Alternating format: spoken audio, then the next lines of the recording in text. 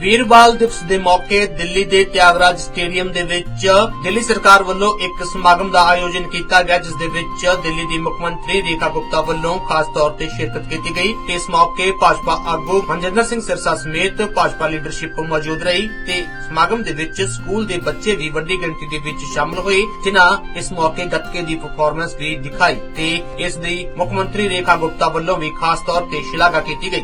अभी हमने बहुत सारे कार्यक्रम यहाँ देखे। मैं गुटका का वो कार्यक्रम देख रही थी जब तलवार से खेलते हुए छोटे छोटे हमारे बच्चे अपने हुनर को दिखा रहे थे, साहस को दिखा रहे थे। वो छोटा बच्चा जो सबसे छोटा था उस गुटका की टीम में, मालूम है उसकी उम्र क्या है? उसकी उम्र है 7 साल, उतनी ही लगभग जितनी बाबा फतेह सिंह जी की थी।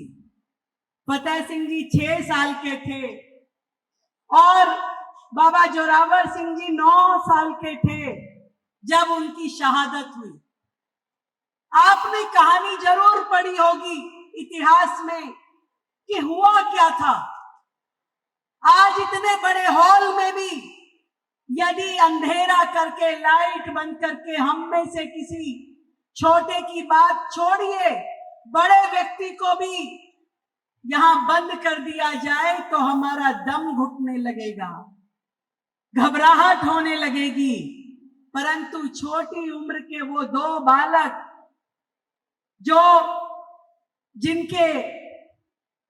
पोते थे हमारे गुरु तेग बहादुर साहब, जिनके पिता थे दशमेश गुरु गोविंद सिंह जी साहब, उन दोनों बालकों को जब कहा गया औरंगजेब के आदेश पर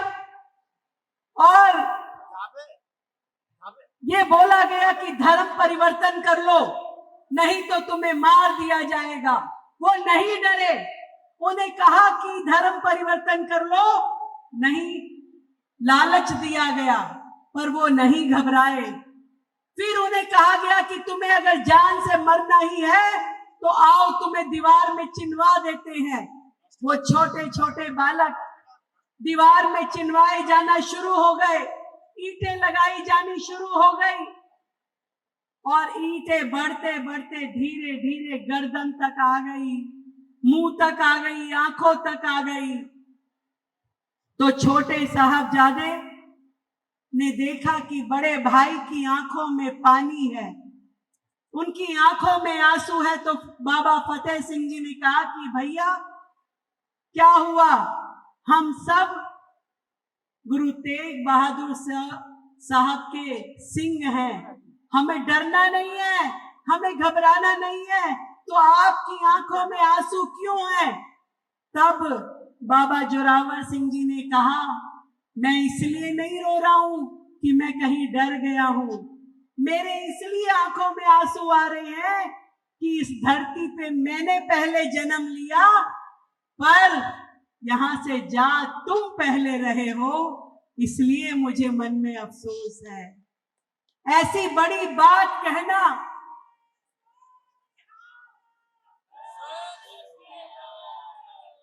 इतनी बड़ी बात कहना, इतना धैर्य रखना, इतना साहस रखना किसी आम व्यक्ति के मन की बात नहीं हो सकती। ये वीर साहस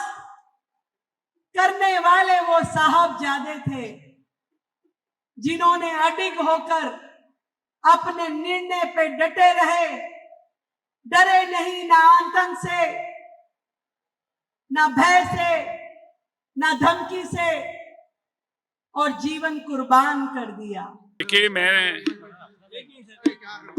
दिल्ली की माननीय मुख्यमंत्री जी का और आशीष सूद जी का धन्यवाद करता हूं।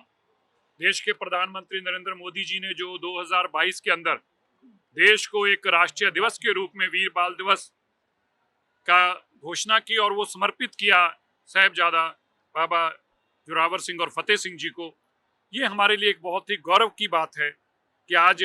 पूरा देश साहिबजादों की इस वीर गाथा को जान रहा है चाहे कोई देश के किसी कोने में है, चाहे वो हिंदी भाषा समझे या ना समझे, चाहे कोई मराठी बोलता हो, चाहे कोई तेलुगु बोलता हो, मलयालम बोलता हो या बंगाली बोलता हो, आज सभी बच्चों को, सभी बड़ों को, सभी टीचर्स को, सभी स्कूल्स के अंदर, सभी कॉलेज, सभी यूनिवर्सिटीज के अंदर जब ये जानकारी दी जा रही है कि हमारे देश का असली इतिहास क्या है, अगर हमारे बच्चों का कोई चंदन मुनार होना चाहिए, उनकी कोई एक भावना में, उनकी एक सोच में, उनके लिए कोई सच्चा लीडर होना चाहिए, तो कैसा होना चाहिए, उनका हीरो कैसा होना चाहिए? बाबा जोरावर सिंह और बाबा फतेह सिंह जैसा होना चाहिए, जो छोटी सी उम्र के अंदर इतनी बड़ी शहादत को पी गए। इसलिए मेरे धन्यवाद करता हूं हमारे मंत्री जी का और माननीय मुख्यमंत्री जी का कि उन्होंने देश के और दिल्ली के जन जन तक गुरु तेग बहादुर साहिब, गुरु गोबिंद सिंह जी और उनके लालों का इतिहास पहुंचाने का काम किया। जगबाणी टीवी ਲਈ संजय दिवाकर की रिपोर्ट।